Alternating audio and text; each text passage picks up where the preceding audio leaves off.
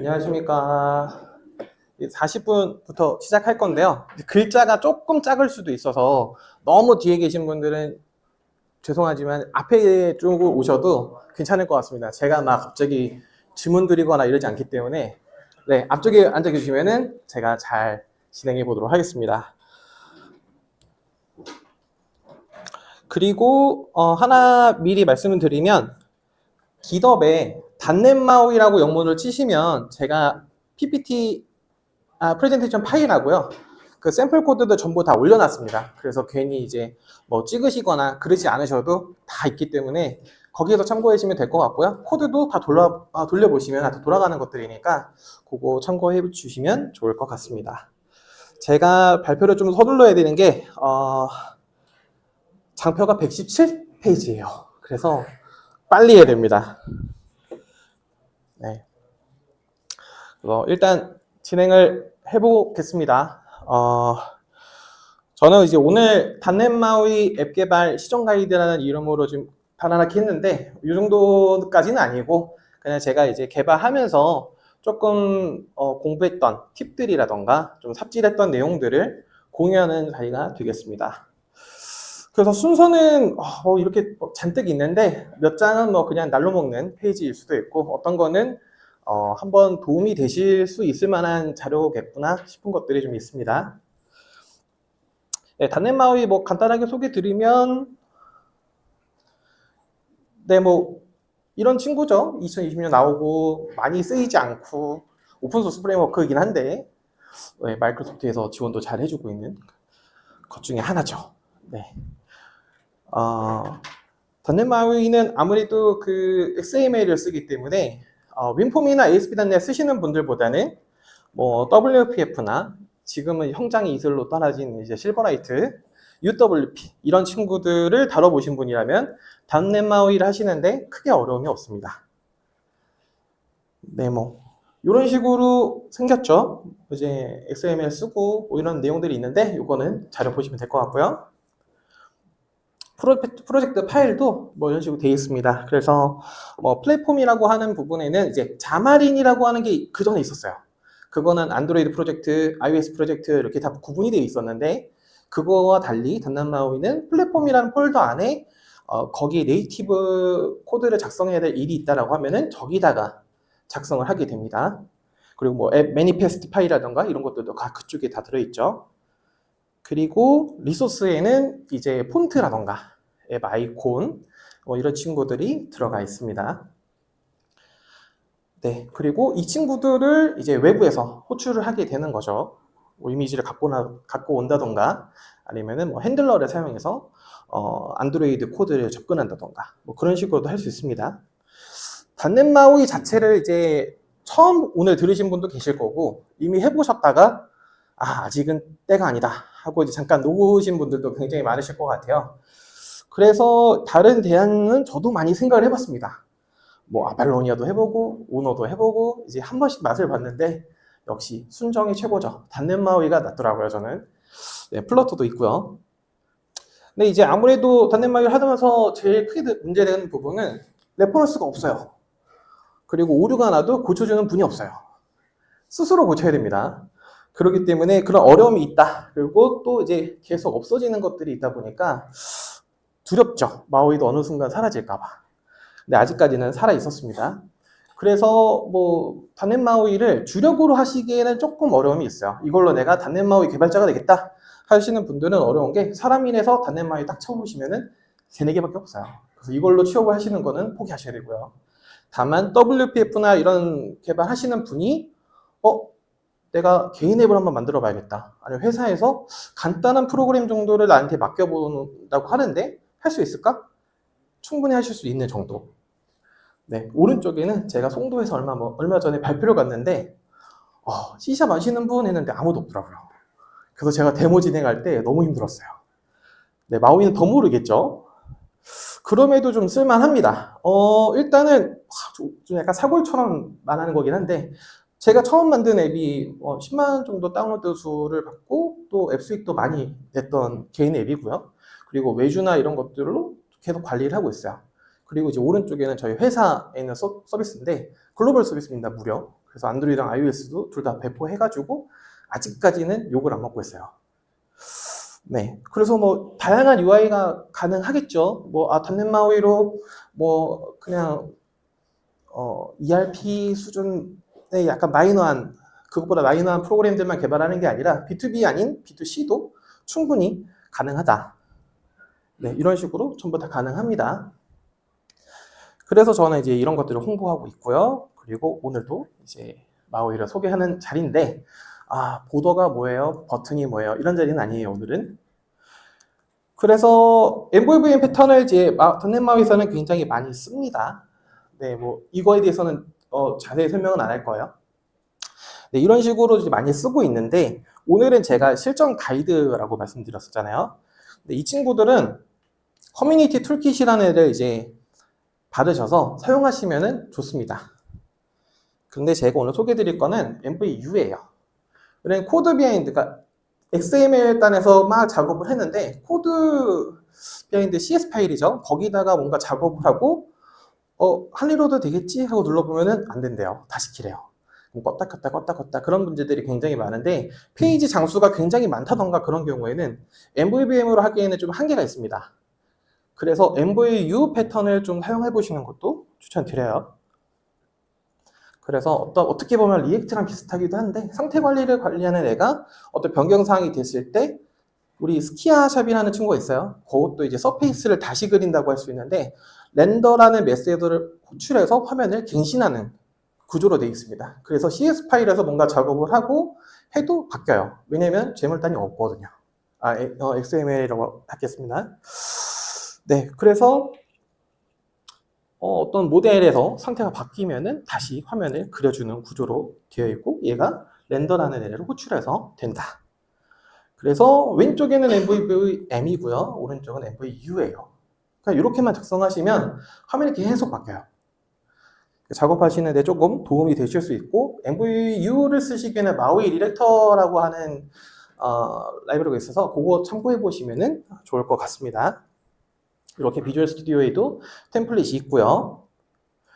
팁으로는 어차피 제가 그 문서에다가 써놓긴 했지만, 제일 먼저 하셔야 될 거는 저기다가 인스트럭션이 났을 때 왜 오류 났는지는 써주셔야 됩니다. 그리고 요거는 제가 변경사항에 대해서 적어놨고요. 요거는 제가 쓰시라고 만들어 놓은 건데, 요거는 우리가 개인 컴포넌트를 만들게 되면 얘를 바로 호출할 수 있는 방법이 없어요. new로 해서 만들게 되면은 점 찍었을 때 그 뒤에 있는 프로퍼티들이 안 나올 수 있습니다. 그래서 만들어 놓은 거예요. 쓰시면 됩니다. 그리고 얘는 이제 참조를 어떻게 하는지. 네, 왜냐면 렌더라는 메서드가 동작할 때마다 레이블이 계속 만들기 때문에 그 위에 있는 레퍼런스 하나를 만들어 놓고, 너의 존재를 잊지 마 라고 남겨놓는 거예요. 그래서 다른 메서드에서 이 레이블이라든가 버튼에 접근하기 위해서 만드는 거라고 생각하시면 되고, 컨트롤도 마우이 이렉터에 있는 엔트리지만 레퍼런스 타입은 원래 우리 마우이에서 쓰던 컨트롤로 되어 있습니다. 그리고 위에 보시면 커뮤니티 툴킷, 스테이터스 바, 이렇게 비헤이비어라는 게 있는데, 기존에 우리가 알고 있던 커뮤니티 툴킷에 있는 것들도 저렇게 위에다가 정의를 해주면 자동으로 코드가 생기면서 인텔리센스가 떠요. 그래서 바로 접근이 가능하십니다. 그리고 좀 안 보이실 텐데, 우리 핸들러라는 거를 쓸 수 있게끔 MV 패턴에서 만드는 거예요. 그리고 요거는 우리가 이제 컬렉션 뷰를 만들고 거기에다가 가상화를 해야 되다 보니까 이제 그냥 스크롤 뷰에다가 이제 스택을 쌓지 말고 그냥 이렇게 쓰라는 겁니다. 왜냐면은 MVVM보다는 렌더링 횟수가 더 많기 때문에 계속 만들어야 되는 문제가 생겨요. 그러다 보면은 MVU를 썼는데도 불구하고 속도가 되게 느려서 스크롤할 때마다 버벅이는 문제가 발생할 수 있습니다. 그래서 이렇게 쓰시면 좋고요. 요거는 하시게 되면은 아마 무조건 겪으실 문제인데, 우리가 하단에다가 내비게이션을 달잖아요. 저렇게 만약에 렌더에다가 만들어 놓게 되면은 렌더 돌 때마다 새로 탭을 만들기 때문에 다른 페이지를 갔다가 오면은 다 지워져 있어요. 유니까.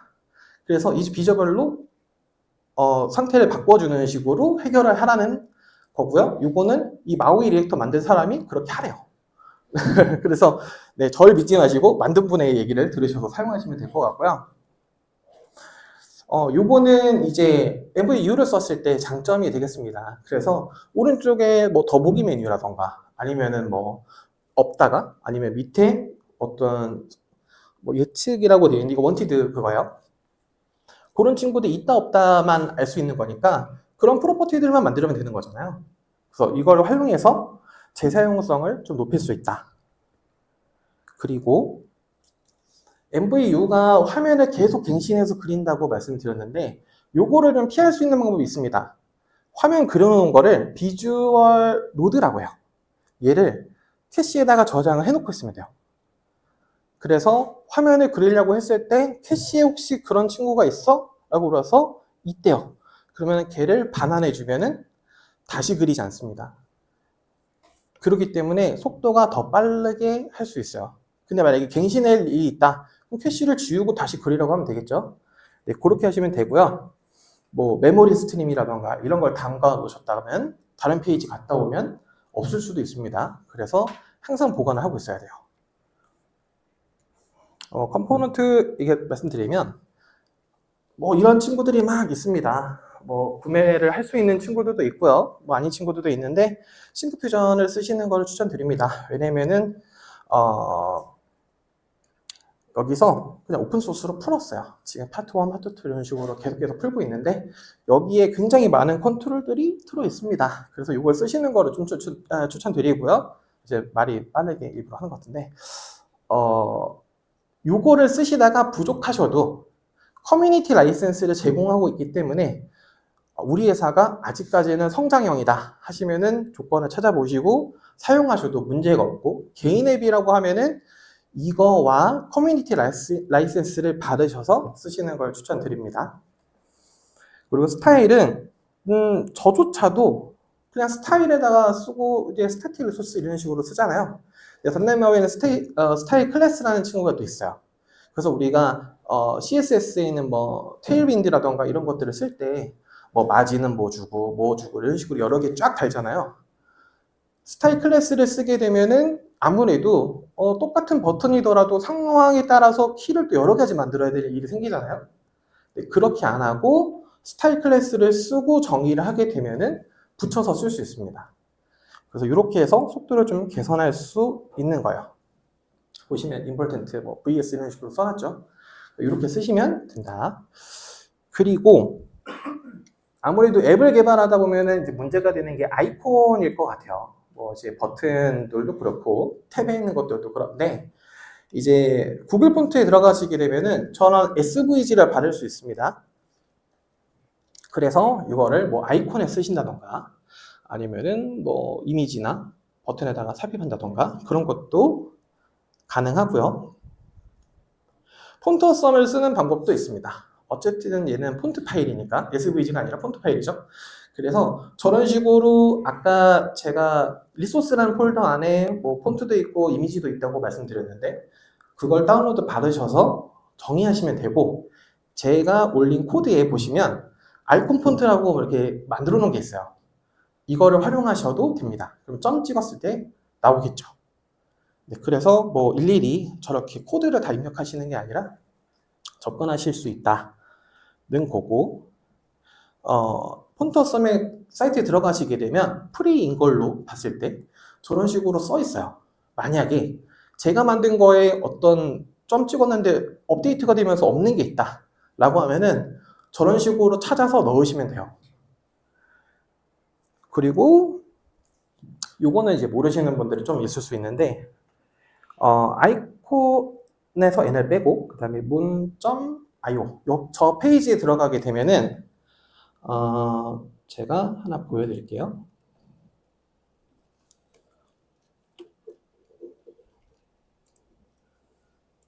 네, 이 사이트인데요. 이 사이트에 들어오셔서 잠시만요. 여기에 프리플랜이라고 있습니다. 이 친구를 열어서 앱을 열면은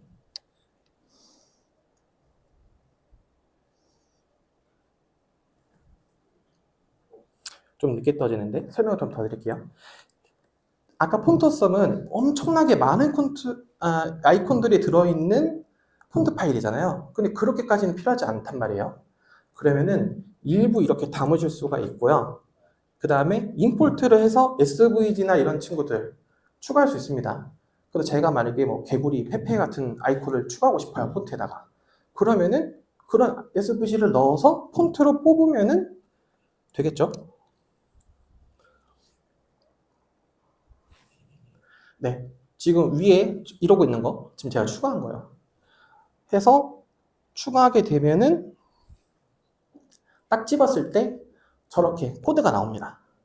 쟤를 이제 텍스트에다가 쓰시고 폰트 패밀리에다가 제가 추가한 뭐 TTF나 아니면 OTF 파일을 연결하시면 보실 수가 있어요. 저렇게 나오죠? 이러고 있는 거. 저렇게 쓰셔도 됩니다. 앱 업데이트는 그냥 이거 참고용으로 이제 넣어놓은 건데 우리가 앱 업데이트를 할 때 우리가 리액트 네이티브처럼 코드 푸시 기능을 쓸 수가 없기 때문에 두 가지 선택지가 있긴 있어요. 뭐 인앱 업데이트를 한다던가 아니면은 뭐 서버 드리븐을 해서 그러니까 웹에서 제이슨을 받아가지고 이미 약속되어 있는 컨트롤들로 채워나가는 방식인데 토스나 이런 친구들이 토스 친구는 아니고 토스 분들께서 쓰시는 방법이죠. 그래서 엠보이유를 썼을 때 가장 큰 장점이긴 합니다. 저 친구들을 다 모듈로 쪼개놓으면은 바꿔치기를 할 수 있잖아요. 제이슨 위치를 바꾼다던가 인덱스를 바꾼다던가 그런 식으로 하실 수 있고 그리고 저희 회사 같은 경우에는 CDN에서 저렇게 바꾸고 있어요. 저희 화면이 아닙니다. 저런 식으로 바꿀 수 있기 때문에 대표님들이 이제 되게 변덕이 많으신 분들이 계시잖아요. 그럴 때 대응하기가 참 좋습니다. 그래서 이런 식으로 만들 수 있다. 그리고 요거는 maui.server-driven UI라는 거를 쓰시면 참 좋겠지만 그냥 참고하시면서 우리 회사는 이렇게 한번 도입을 해봐야겠다 하시면 좀 좋을 것 같고요. 요건 레퍼런스입니다. 그리고 인앱 업데이트가 있는데 안드로이드는 돼요. 근데 iOS는 또 어떻게 해요? 그렇기 때문에 요거를 쓰기에는 조금 모호하고 그리고 이건 누군가 만들어 놓은 거잖아요. 닷넷 10이 됐을 때 업데이트 지원 안 하면 어떡할 거예요? 그렇기 때문에 저는 솔직히 추천드리진 않고 차라리 CDN에다가 제이슨 파일을 올려놓고 필수 업데이트인지 아닌지 그리고 무슨 멘트를 쓸 건지 이런 것들을 적어 놓으면은 업데이트를 쳤을 때 버전 코드가 올라갈 거니까 거기에 맞게끔 앱 시작 전에 막아서 업데이트를 할 수 있는 스토어 페이지를 보낸다던가 그런 식으로 하면 될 것 같고요. 푸시 노티피케이션 같은 경우에는 제일 중요하죠. 우리가 이제 고객들하고 소통할 수 있는 창구 중 하나인데 원시그널이라고 하는 친구가 있습니다. 얘가 FCM을 연결해서 쓰는 서비스라고 생각하시면 되고요. 제가 아예 다 찍어놨어요. 이렇게 스텝별로 하시라고. 그래서 안드로이드 선택하시고 저 FCM 파일이 필요한데 제이슨 파일 필요한데 이거를 파이어베이스에 들어가셔서 새 프로젝트를 만드시고 그 다음에 우리 패키지명 입력해야겠죠? 입력하고 여기서 중요합니다. 요 다음 페이지에 있는 제이슨을 쓰는 게 아니라 여기 프로젝트 설정해 보시면 서비스 계정이라는 탭이 있어요. 여기서 제이슨을 받을 수 있습니다. 그래서 오른쪽에다가 추가하는 거예요. 그리고 이제 컨피규레이션을 할 거냐? 그러면은 무슨 플랫폼으로 할래? 그래서 자마린을 선택하시면 되겠습니다. 그러면 이렇게 앱 아이디가 나오고요. 앱 아이디가 나온 거를 가지고 계셨다가 뉴겟에 들어가셔서 원시그널 SDK 뭐 이렇게 치면은 굉장히 많이 나와요. 그런 거 다 무시하시고 쟤를 받으시면 돼요. 제가 7월 달까지는 살아있는 버전이에요. 버그가 있긴 하지만 아직은 괜찮습니다. 그래서 저 코드를 이렇게 입력하시면 돼요. 아까 전에 봤던 앱 아이디 있잖아요. 걔를 넣으시면 되겠습니다. 그러면은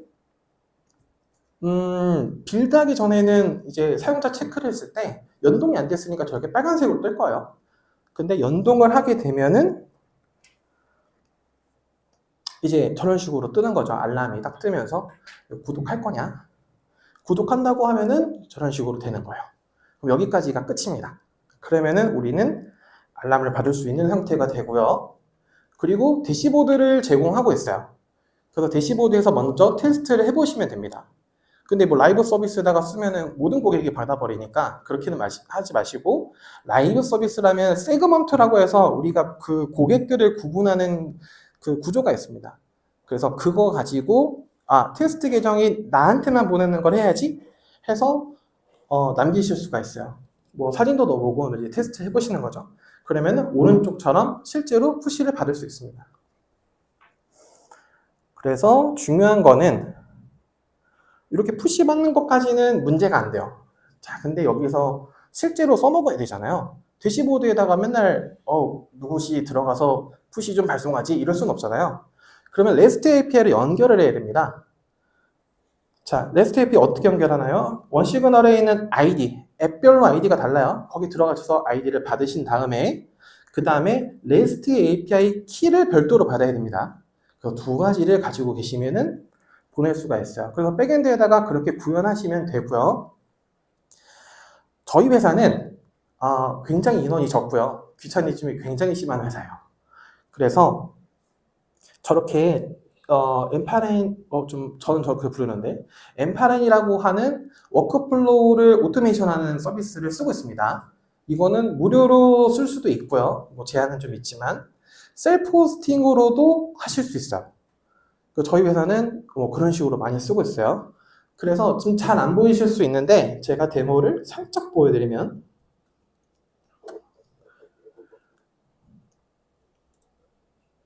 네, 이렇게 만들어 놓은 거죠. 요거는 제가 클릭했을 때 얘는 웹훅으로 뭔가 들어왔을 때 아니면 얘는 이제 시간을 주는 거죠. 뭐 10초에 한 번씩 이런 식으로 이렇게 하게 되면은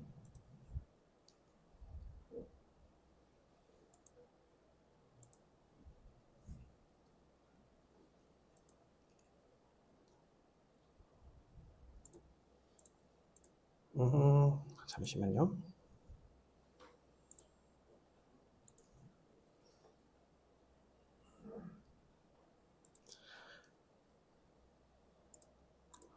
꼭 이럴 때 안 되는 게 마음이죠. 네, 켜지는 동안에 설명을 좀 드리면 지금 만들어 놓은 거는 특정 시간마다 오픈 AI를 연결할 수 있어요. 이렇게 다 연결할 수가 있습니다. 여기에는 우리 PostgreSQL도 있고요. MySQL, MSSQL, AWS에 있는 SQS, SMS도 있고요. 그 다음에 레비데비큐라던가 카프카라던가 슈퍼베이스 전부 다 있습니다. Gmail도 있어요. 그 중에 오픈 AI를 저는 쓴 거고 여기다가 계정 정보를 입력을 해서 연동을 해놓고 질문을 한 거죠. 영화 대사를 써줘 라고 해놨습니다. 안 켜지네요.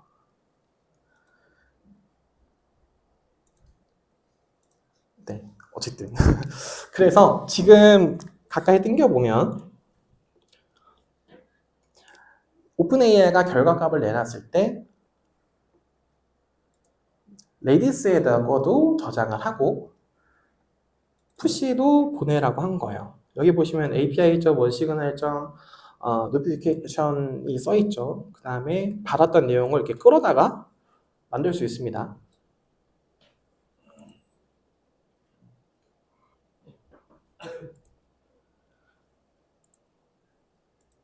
네, 실제로 돌리면은 잘 되는데 오늘은 좀 코드들이 부끄러움을 많이 타네요.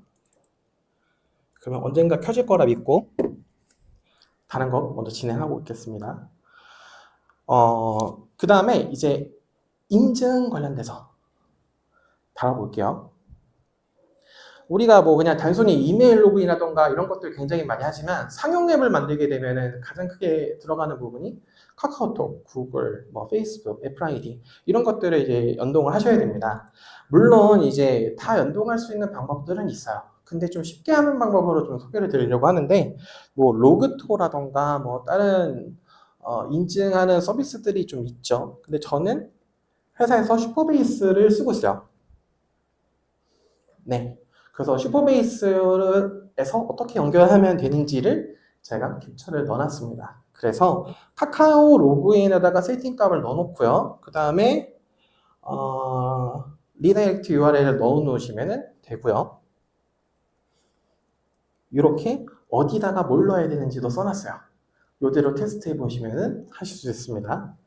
그리고 슈퍼베이스에 들어가시게 되면은 저렇게 인증 제공자에다가 카카오톡을 선택하시고 활성화를 하신 다음에 각 위치에 맞는 키를 입력하시면 돼요. REST API는 아까 카카오톡이나 REST API 키를 넣으면 되고요.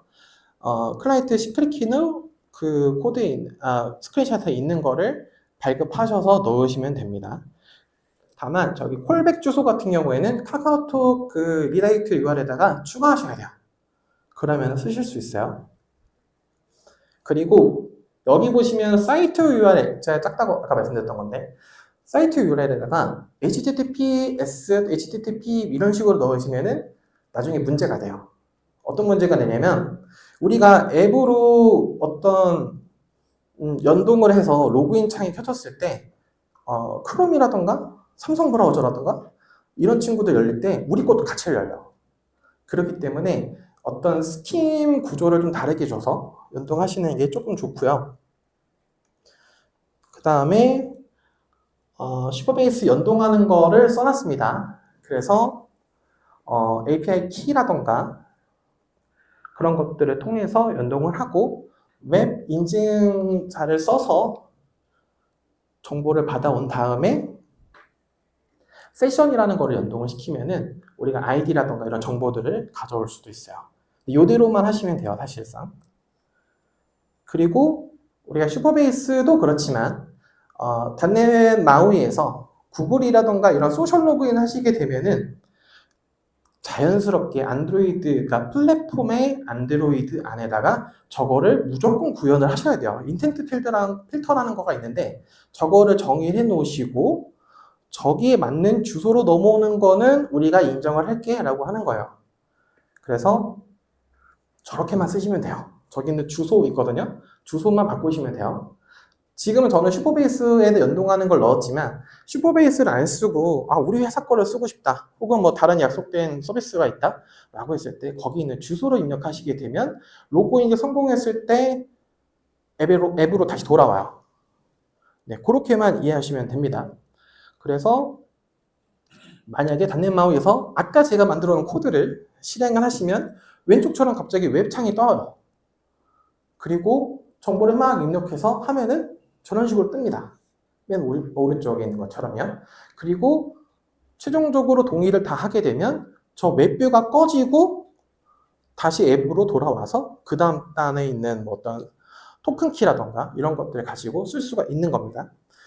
그런데 왜 웹으로 인증을 하냐면은 닷넷 마우이가 아쉽게도 카카오톡에서 아직까지 SDK 지원하고 있지 않아요. 안드로이드라던가 iOS라던가 이걸 다 구분해서 넣어줘야 된단 말이에요. 이렇게 하는 것보다 차라리 이렇게 연동하는 게 제일 빠릅니다. 그래서 이런 식으로 쓰시면 되고 만약에 잘 코드가 넘어왔다 라고 하면은 고트로라고 하는 게 슈퍼베이스에서 인증 관련된 쪽이에요. 거기를 찍어봤을 때 이메일 주소라던가 이런 친구들이 나오게 되는 거죠. 그리고 고유 아이디도 나오고요. 그럼 이걸 가지고 우리 시스템에 있는 어떤 뭐 메모 앱을 만든다고 하면 사용자를 구분 짓는다던가 그런 데 쓰실 수도 있는 거고요. 여기까지가 완성이 되면 슈퍼베이스 대시보드에도 저런 식으로 카카오톡이다 뭐 이런 식으로 들어가게 됩니다. 굉장히 쉬워요. 근데 이걸 알아내기까지가 너무 힘들었어요. 공짜로 드릴게요. 네. 그래서 뭐 좀 더 보여드리면 제가 좀 빨리 했다고 생각했는데 아직 시간이 있네요.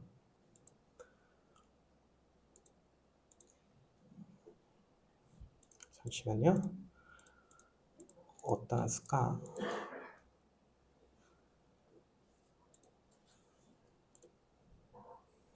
여기 보시면 슈퍼베이스를 처음 까시면 우리 무료예요, 무료. 제한이 아직까지 없는 버전이 무료입니다.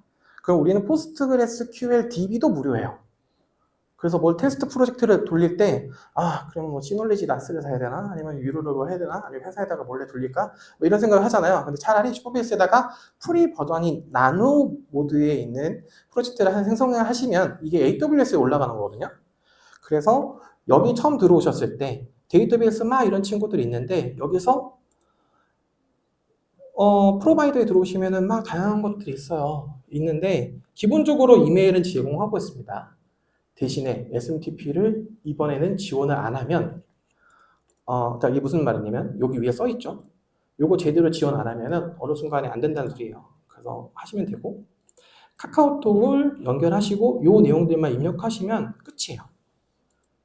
그리고 URL 컨피그레이션이라는 데 들어와서, 제가 아까 말씀드렸죠? HTTPS나 HTTP 쓰면 안 된다고. 그거는 우리가 15베이스로 된 웹사이트가 있으면은 그건 한번 생각을 해봐야 돼요. 근데 그게 아니다 라고 하면은 저렇게 쓰는 게 좀 편합니다. 그리고 이렇게 했을 때 실제로 가보면 여기 데이터가 들어있어요. 근데 여기서 제일 중요한 거는, 자, 여기 있는 정보는 15베이스에서 우리가 인증했던 정보뿐이에요. 그러니까 아이디랑 이메일 주소나 이름밖에 몰라요. 그럼 우리가 이 사용자한테 어떤 값을 주고 싶어요. age 아니면은 뭐 이메일을 뭐 그건 있구나. 뭐 다양한 정보들이 있겠죠. 그럼 그거는 이 테이블에다가 추가할 수가 없는 거예요. 왜냐면 여기 테이블 에디터라는 거에 들어오시면 여기는 public.부터 시작하는 애고요. 이거 PostgreSQL이라서 이 DB버나 이런 것도 다 연결됩니다. 여기 보시면 퍼블릭이 아예 따로 있어요. 여기다가 유저 테이블을 똑같은 걸 하나 더 만드는 거예요. 그래서 저 아이디가 들어왔을 때 퍼블릭에 있는 유저 테이블에 동일하게 하나 만들어 놓으면은 그때부터는 제가 커스텀이 가능하겠죠. 외부에도 접근이 가능하고, 그렇게 쓰시는 거를 저는 추천드립니다. 와, 제가 이거 푸시 보여드리려고 했는데 아예 죽었네요. 네, 이런 맛이 또 있어야죠. 네, 그래서 이어서 말씀을 드리면 URL 컨피규레이션 밑에 그 인증 관련된 훅이 따로 있습니다. 그래서 얘를 DB에다가도 쓸 수 있고, 아니면 HTTP에 있는 다른 외부 주소를 넣어서 웹훅으로 보낼 수도 있어요. 아까 제가 퍼블릭의 유저 테이블을 만들어야 된다고 말씀드렸는데, 그게 아니라 우리 회사에 있는 API 주소를 호출해서 누가 새로운 회원이 들어올 때마다 안내를 받고 싶어. 근데 웹훅을 믿으시면 안 돼요. 무조건 들어오는 게 아니라 저희가 글로벌 서비스도 하고, 그 다음에 제가 만든 앱도 사용자들이 어쩔 때 많이 들어올 때가 있어요. 근데 한두 번씩은 안 들어옵니다. 그래서 앞에다가 Q를 놓든가 아니면은 DB에다가 써야 된단 말이에요. 그럼 어떻게 쓰느냐? 제가 이제 써놨죠. 왼쪽에 보시면 트리거라는 친구가 있고, 뒤에는 펑션이라는 친구가 있어요. 트리거에다가 그냥 이메일 하나 만들고, 그 다음에 펑션에다가 저 밑에 있는 코드를 입력하시면 돼요. 테이블 이름이 같다는 전제하에. 그러면 먼저 인증 테이블에 있는 사용자가 하나 추가되면 애프터 업데이트일 때 트리거가 돌면서 펑션을 호출해가지고 그 정보를 받아다가 퍼블릭 유저에다가 집어 넣어주는 거예요. 그러면 제가 코드를 구현할 필요가 없죠. 복구 딱딱 이렇게 하면 되죠. 그 다음부터는 사용하시면 됩니다. 그리고 캐시랑 스토리지인데, 우리가 이제 어떤 토큰이라던가 이런 친구들을 저장을 할 때 시큐어 스토리지에다가 저장을 많이 해요. 이게 뭐 어떤 체인 형태로 iOS에도 들어가기도 하고 안전하죠. 들어볼 수 있는 분이 계신 모르겠지만 키체인에도 막 들어가고 합니다. 그래서 키체인이 바뀌게 되면 찾을 수가 없어요. 뭐 그런 문제가 있는데, 시큐어 스토리지도 있고 프리퍼런스도 있긴 한데, 아무래도 이거는 연속성이 그렇게 길지가 않습니다. 제가 무슨 말을 드리냐면, 데이터가 많이 쌓일 수도 있는 거예요. 우리가 뭐 메모 앱을 만드는데 하루에 메모를 5,000개씩 넣으시는 분이 계시다고 쳐요. 그러면은 저기다가 저장하기에는 공간 사이즈가 그 정도가 안 나옵니다. 그러면 우리가 고려해야 될 거는 서버에 저장을 할까요? 근데 서버에다가 저장하는 앱을 만들면 제가 돈을 내야 되잖아요. 그러니까 서버에다 저장 못하죠. 이럴 때는 SQLite라던가 다른 친구들을 고려할 수 있는데 SQLite를 몰라요. 해본 적이 없어요. 그러면 어떻게 될까요? 간단하게 쓸 수 있는 게 몽키캐시라는 게 있습니다. 나온 지는 꽤 오래됐는데, 이거를 다운받으시면은 메모리에다가도 저장할 수 있고요, 파일 시스템에다가도 저장할 수 있고요, RightDB랑 SQLite에 저장이 됩니다. 근데 뭐 쿼리문을 직접적으로 우리가 접근해서 쓸 수 있는 구조는 아니지만 내부적으로 파일이 자동으로 생겨요. 윈도우도 막 유저 폴더 막 찾아보면은 어딘가에 그 SQLite 파일이 들어가 있고요. 안드로이드도 찾아보면은 안에 있어요. 루팅된 폰으로 보면은. 그래서 쓰는 법도 제가 코드로 남겨놨고 깃허브에도 있습니다. 그래서 한 번씩 테스트해 보시면 좋을 것 같고요. 저는 이걸 적극 추천드려요. 왜냐면은 서버 우리가 화면을 처음에 불러올 때 홈 화면을 불렀을 때 뭔가 바뀌는 내용이 별로 없다라고 하면, 예를 들면 버전 정보라던가 뭐 다른 친구들이 굉장히 많겠죠. 카테고리 리스트들은 잘 안 바뀌니까. 그럼 그런 친구들은 맨날 제이슨에서 부르면 비용이 나갈 수밖에 없죠. 근데 이거를 이앱에다가 집어넣게 되면은 아무래도 조금 그렇죠. 그래서 한 번씩은 뭐 물어볼 수도 있고, 이게 그 만료일을 지정할 수가 있습니다. 시큐어 스토리지랑 이런 거는 만료일을 지정할 수 없어요. 커스텀 만들어야 돼요. 근데 그렇지 않고 모기 캐시는 그것이 가능하니까 그렇게 만료 시간을 주고서 어쩌다 한 번씩 업데이트 친다던가 그런 식으로 구현하시면 되겠습니다. 그리고 요거는 제가 만든 거예요. 요것도 그냥 갖다 쓰시면 돼요. 그리고 우리가 단넷마우이로 앱을 만들었을 때 가장 큰 문제가 버그가 참 많이 나는데 어디서 나는지 알 수가 없어요. 왜냐면 네이티브에서도 알 수도 있고요. 뭐 고객의 어떤 소켓이 끊어질 때도 있고요. 오프라인이 됐을 때도 있고, 뭐 다양한 경우가 많겠죠. 그럴 때는 뭐 이게 단넷마우이 거는 아니죠. 뭐 센트리라고 정말 유명한 서비스가 있습니다. 얘를 쓰셔서 단넷마우이 코드를 입력하시게 되면 DSN 코드를 넣으면 돼요. 그러면은 이런 식으로 나옵니다. 어느 페이지에서 무슨 문제가 났었어. 이런 식으로 얼추 나와요. 제가 센트리 SDK 뭐 캡처 익셉션, 캡처 메시지 이렇게 쓰지 않아도 나긴 나요. 뭐 전방에 정의다 글로벌에다 걸어놓으면 나긴 나는데 그래도 나오기까지는 합니다. 그리고 밑에 보시면은 무슨 버전에서 에러가 났고 무슨 디바이스에서 났는지도 나와요. 이게 좀 중요한 이유가 안드로이드 버전이 계속 업데이트가 되는데 저도 처음에 쓰다 보니까 어디서 났는지 알 수가 없는 거예요. 근데 알고 봤더니 특정 폰에서 나더라고요. 갤럭시 폴드요. 그래서 빨리 잡을 수 있었습니다. 그 폰을 이제 제외시켰거든요. 그리고 글리치 트랩이라고 해서 센트리하는 친구가 유료예요. 무료로 쓸 수 있다가 맛을 막 봤는데 나중에 유료라서 결제를 해야 되는 일이 생깁니다. 그런데 글리치 팁이란 걸 쓰게 되면은 오픈소스로 이걸 구현할 수 있고요. 뉴겟에서 센트리 SDK를 받아서 그대로 쓸 수 있어요. 주소만 달라요.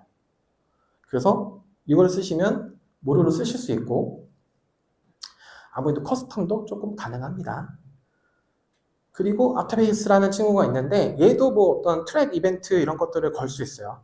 자, 우리가 B2C를 하게 되면은 어떤 문제가 생기냐면 어떤 유저가 폰을 어떻게 타고 코업을 뭐 분석하고 막 여러 가지를 한다고 하는데 당연하게도 국내 서비스나 해외 서비스들에서 SDK 도큐멘테이션을 가보면 단넷마우이는 없어요. 근데 제가 이걸 커스텀으로 해서 네이티브 바인딩을 할 때까지는 시간이 걸리죠? 그럴 때는 이렇게 보여주는 거예요. 여기서 구현이 가능한 범위면 이걸로 합시다. 해서 쓰셔도 괜찮아요. 저희 회사는 이것도 많이 쓰고 있어서. 그래서 코드도 저렇게 쓰시면 됩니다. 그래서 어떤 특정 페이지 잔류 시간이라던가 몇 번 클릭했는지 뭐 이런 것들을 분석할 때 쓰실 수도 있고 당연하게도 셀프 호스팅이 가능합니다. 제가 오늘 말씀드리는 것들 중에 셀프 호스팅이 정말 많은데 그 이유는 저희 회사가 가난해서 어쩔 수가 없어요.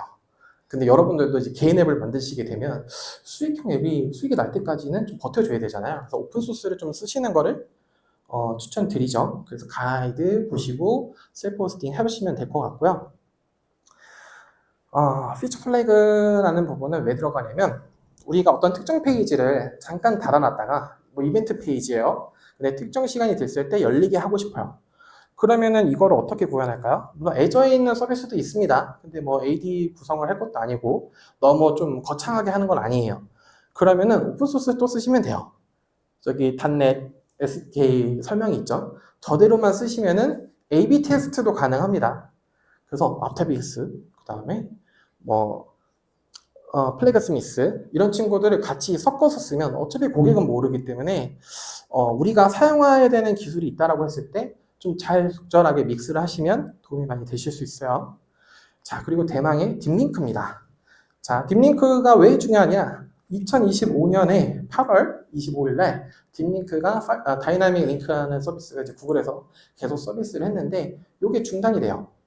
그러면은 단넷마우이로 지금 엄청난 DAU나 MAU를 뭐 자랑하시는 앱이 있을지는 모르겠지만 우리는 요거를 결제해야 됩니다. 저 돈을 주고요. 물론 싼 데도 있어요. 노티플라이라던가 다른 서비스도 있는데 대부분의 서비스들이 SDK가 없습니다. 그러면은 우리가 딥링크를 어떻게 구현하죠? 못하죠.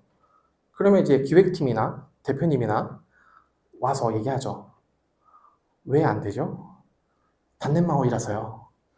그러면 이제 일자리를 잃는 거예요. 근데 다행스럽게도 최근에 제가 그 직뉴스 그 페이지를 보니까 어떤 분이 오픈소스로 이런 걸 또 만들었더라고요. 카르고 뭐 그런 거 써서 하셨던 것 같은데 러스트로. 근데 여기 있는 걸 써보니까 진짜 돌아가는 거예요. 그래서 파이어베이스를 안 써도 딥링크를 구현하실 수 있습니다. 자, 어떻게?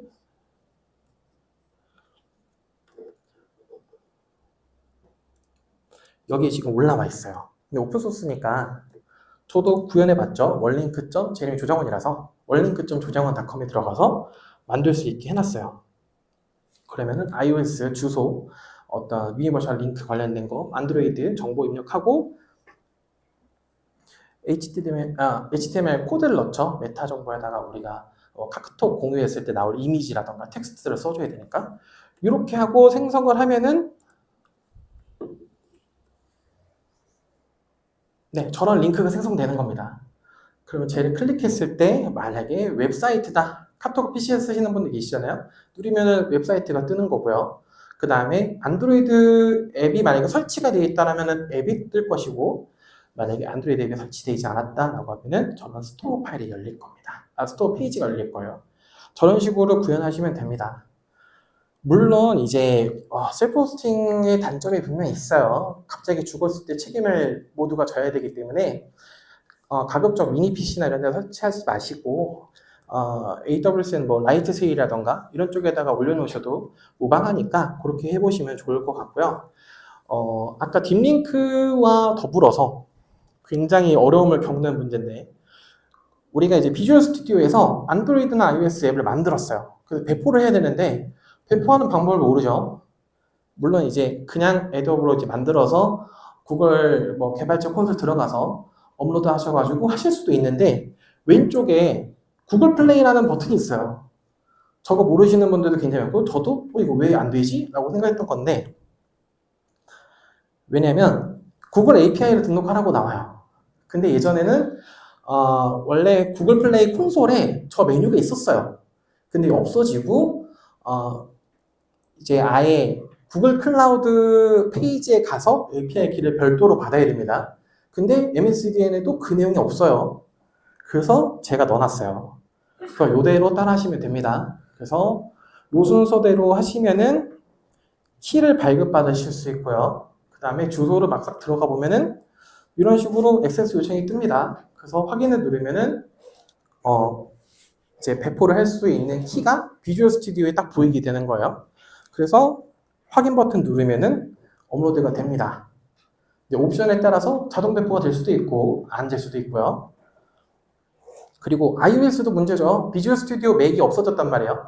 좀 어떻게 됐단 말이에요. 근데 비주얼 스튜디오 코드로 배포를 하려고 보니까 배포하는 방법이 너무 어려워요. 그래서 아예 설명을 다 써놨습니다. 배포할 수 있도록 키를 앱 암호라는 걸 받고요. 그 다음에 터미널에다가 저렇게 입력하시면은 배포가 됩니다. 네, 그래서 요거 한번 해보시면 좋을 것 같고요. 저기서 여기 지금 보라색으로 쳐놓은 거 저기서 키 주소만 바꾸시면은 배포돼요. 그래서 해보시면은 좋을 것 같고 뭐 스크립트를 짜셔도 좋을 것 같고요. 자, 일단은 거의 끝날 시간이라서 자, 여기 QR 남겨놨습니다. 물론 이제 PPT에도 있죠. 찍으실 필요 없어요. 어차피 사이트 들어가면 다 있잖아요. 기업에 가셔서 저 주소로 이제 들어오시면은 단톡방이 있습니다. 저희 카카오톡 단톡방도 있고요. 아니면 유튜브 채널이 있는데 한동안 안 했어요. 육아 때문에. 근데 이제 육아도 이제 조금 와이프한테 좀 양해를 구하고 올릴 수 있도록 좀 얘기를 해놨고 단넷대로 당연히 들어가셔서 질문하시면은 답변 누군가가 달죠. 그리고 저는 늘 말하지만 단톡방에서 저를 소환하는 가장 쉬운 방법이 있어요. 후그마스터님 이런 거 모르죠? 물어보면은 긁혀서 답변을 해요. 그러니까 그런 부분을 살짝 이용하셔가지고 주문하시면 답변을 드릴 수 있습니다. 제가 송도 거기 갔을 때는 정말 C샵을 모르시는 분들밖에 없어가지고 설명하기가 힘들었는데, 네, 여기 기더 페이지, 뭐야, 잠시만요. 끝났으니까 QA는 안 될 것 같고, 기더 페이지 가시면 코드들 제가 오늘 설명한 것들 F5번 누르면 다 테스트 하실 수 있어요. 보시고 PPT 보시고 단톡방 들어오셔서 말씀하시면 되겠습니다. 네, 여기까지입니다. 감사합니다.